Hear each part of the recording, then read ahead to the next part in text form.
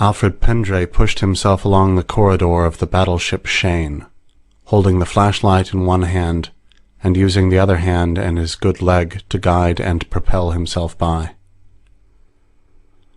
The beam of the torch reflected queerly from the pastel-green walls of the corridor, giving him the uneasy sensation that he was swimming underwater instead of moving through the blasted hulk of a battleship, 1,000 light-years from home.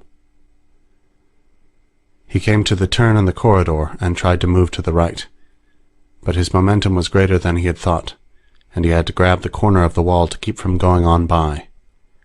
That swung him around, and his sprained ankle slammed agonizingly against the other side of the passageway. Pendray clenched his teeth and kept going. But as he moved down the side passage, he went more slowly so that the friction of his palm against the wall could be used as a brake. He wasn't used to maneuvering without gravity. He'd been taught it in cadets, of course, but that was years ago, and parsecs away. When the pseudograv generators had gone out, he'd retched all over the place, but now his stomach was empty, and the nausea had gone. He had automatically oriented himself in the corridors so that the doors of the various compartments were to his left and right, with the ceiling above and the deck below. Otherwise, he might have lost his sense of direction completely in the complex maze of the interstellar battleship. Or, he corrected himself, what's left of a battleship. And what was left? Just Al Pendray, and less than half of the once mighty Shane. The door to the lifeboat hold loomed ahead in the beam of the flashlight, and Pendray braked himself to a stop. He just looked at the dogged port for a few seconds. Let there be a boat in there, he thought. Just a boat, that's all I ask for. And air, he added as an afterthought. Then his hand went out to the dog handle, and turned. The door cracked easily. There was air on the other side. Pendray breathed a sigh of relief, braced his good foot against the wall, and pulled the door open. The little lifeboat was there, nestled tightly in her cradle. For the first time since the Shane had been hit, Pendray's face broke into a broad smile. The fear that had been within him faded a little, and the darkness of the crippled ship seemed to be lessened. Then the beam of his torch caught the little red tag on the airlock of the lifeboat. Repair work underway. Do not remove this tag without proper authority. That explained why the lifeboat hadn't been used by the other crewmen. Pendray's mind was numb as he opened the airlock of the small craft. He didn't even attempt to think. All he wanted was to see exactly how the vessel had been disabled by the repair crew. He went inside. The lights were working in the lifeboat. That showed that its power was still functioning. He glanced over the instrument and control panels. No red tags on them, at least. Just to make sure, he opened them up one by one and looked inside. Nothing wrong, apparently. Maybe it had been just some minor repair, a broken lighting switch or something. But he didn't dare hope yet. He went through the door in the tiny cabin that led to the engine compartment, and he saw what the trouble was. The shielding had been removed from the atomic motors. He just hung there in the air, not moving. His lean, dark face remained expressionless, but tears welled up in his eyes and spilled over, spreading their dampness over his lids. The motors would run all right. The ship could take him to Earth. But the radiation leakage from those motors would kill him long before he made it home. It would take 10 days to make it back to base, and 24 hours of exposure to the deadly radiation from those engines would be enough to ensure his death from radiation sickness. His eyes were blurring from the film of tears that covered them. Without gravity to move the liquid, it just pooled there, distorting his vision. He blinked the tears away, then wiped his face with his free hand. Now what? He was the only man left alive on the Shane, and none of the lifeboats had escaped. The rat cruisers had seen to that. They weren't really rats, those people, not literally. They looked humanoid enough to enable plastic surgeons to disguise a human being as one of them, although it meant sacrificing the little fingers and little toes to imitate the four-digited rats. The rats were at a disadvantage there. They couldn't add any fingers. But the rats had other advantages. They bred and fought like, well, rats. Not that human beings couldn't equal them or even surpass them in ferocity, if necessary. But the rats had nearly 1,000 years of progress over Earth. Their industrial revolution had occurred while the Angles and Saxons and the Jutes were pushing the Britons into Wales. They had put their first artificial satellites into orbit, while King Alfred the Great was fighting off the Danes. They hadn't developed as rapidly as man had. It took them roughly twice as long to go from one step to the next, so that their actual superiority was only a matter of 500 years, and man was catching up rapidly. Unfortunately, man hadn't caught up yet. The first meeting of the two races had taken place in interstellar space and had seemed friendly enough. Two ships had come within detector distance of each other and had circled warily. It was almost a perfect example of the Leinster hypothesis. Neither knew where the other's home world was located, and neither could go back home for fear that the other would be able to follow.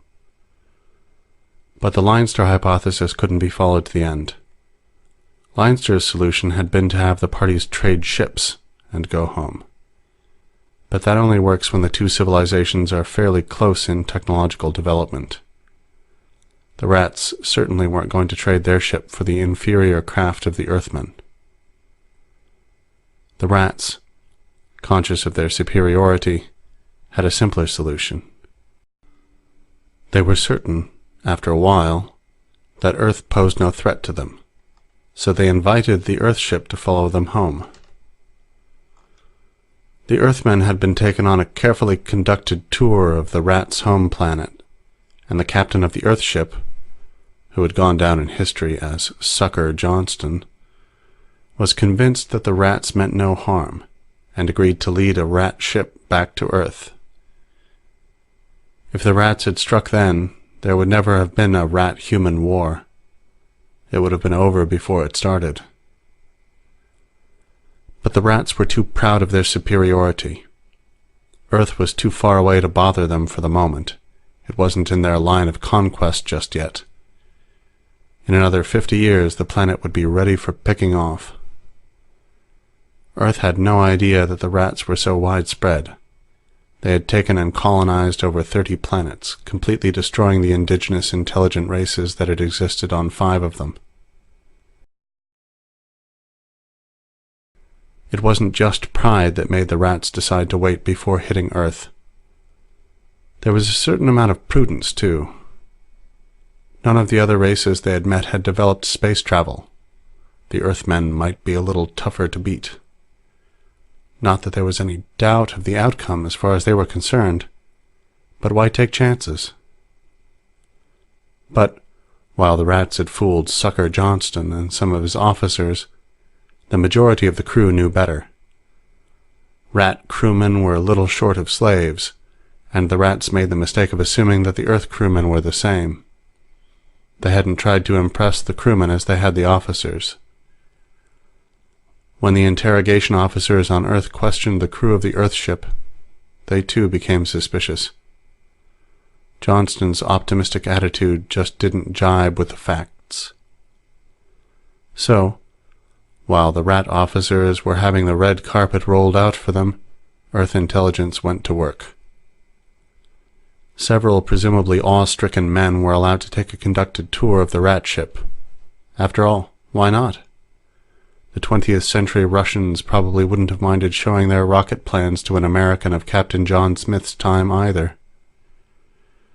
But there's a difference. Earth's government knew Earth was being threatened, and they knew they had to get as many facts as they could.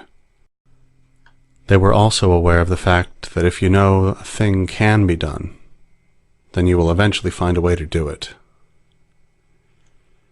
During the next 50 years, Earth learned more than it had during the previous 100. The race expanded secretly, moving out to other planets in that sector of the galaxy, and they worked to catch up with the rats.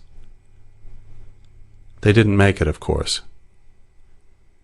When, after 50 years of presumably peaceful but highly limited contact, the rats hit Earth, they found out one thing: that the mass and energy of a planet armed with the proper weapons cannot be outclassed by any conceivable concentration of spaceships.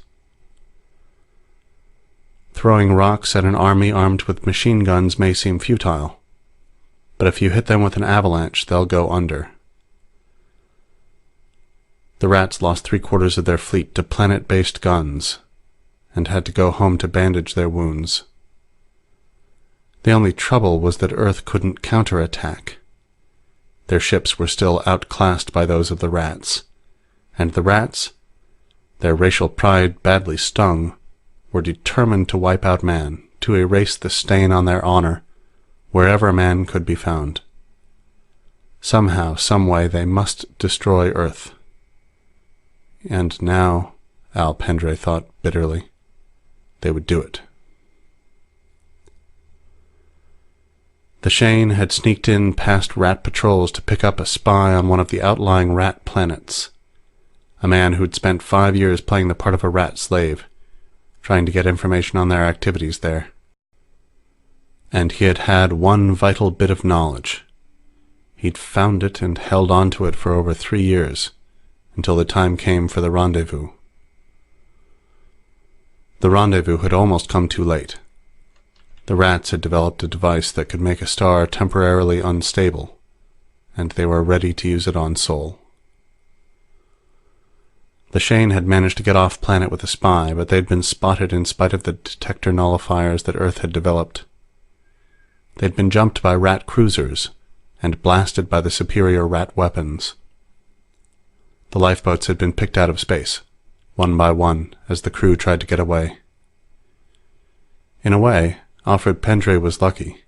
He'd been in the sick bay with a sprained ankle when the rats hit, sitting in the X-ray room. The shot that had knocked out the port engine had knocked him unconscious, but the shielded walls of the X-ray room had saved him from the blast of radiation that had cut down the crew in the rear of the ship. He'd come to in time to see the rat cruisers cut up the lifeboats before they could get well away from the ship. They'd taken a couple of parting shots at the dead hulk, and then left it to drift in space, and leaving one man alive.